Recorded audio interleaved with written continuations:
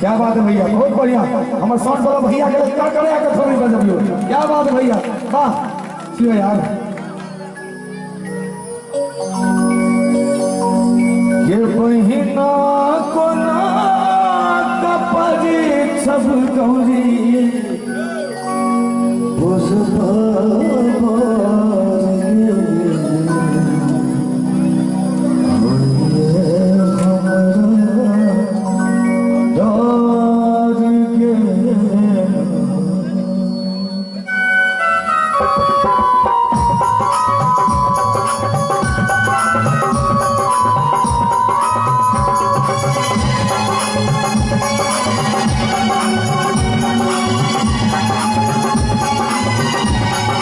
महीना चला कपरी सब दौरी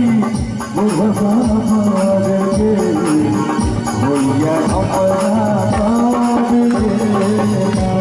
ये महीना चला कपरी सब दौरी भैया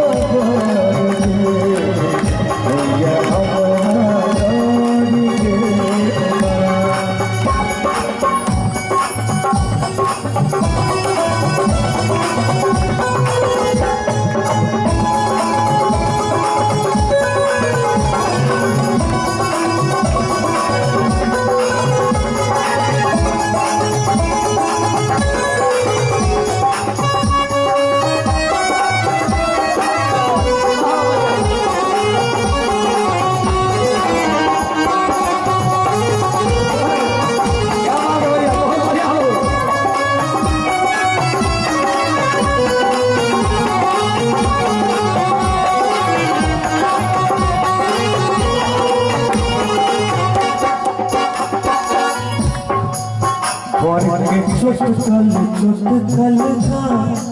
गुरबा देखने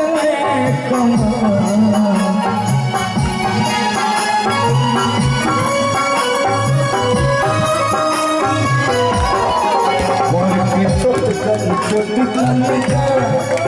गुरबा देखने चुटकल चुटकल का गुरबा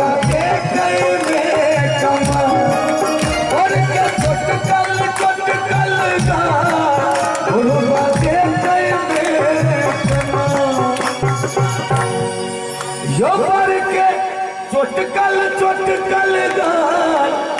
गुरबा देख में कमाल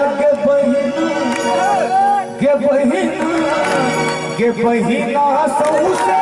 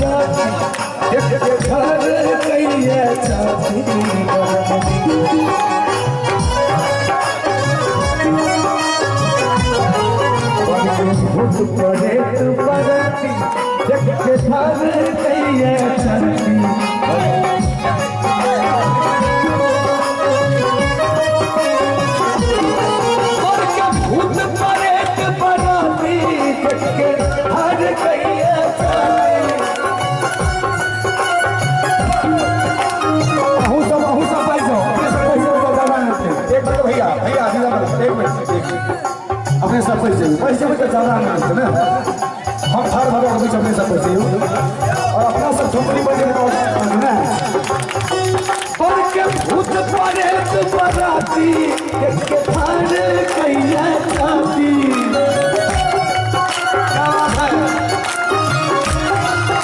एक मिनट भैया आगे ना पर के भूत प्रेत बराती देख के घर कई चाहती के बहिना ये बहिना सूखे कहते ये अपना घर दे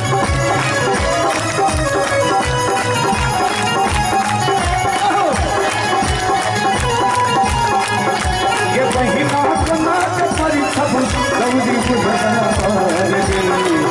ये अपना घर दे अपने सब पैसे क्या बात है बहुत बढ़िया भैया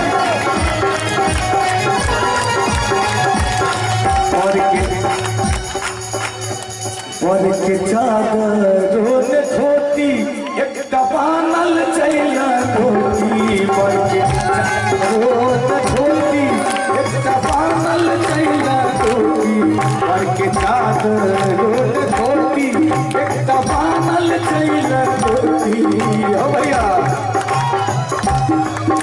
और के चादरों ने धोती एक दबानल चैला धोती हो पर के चादरों ने धोती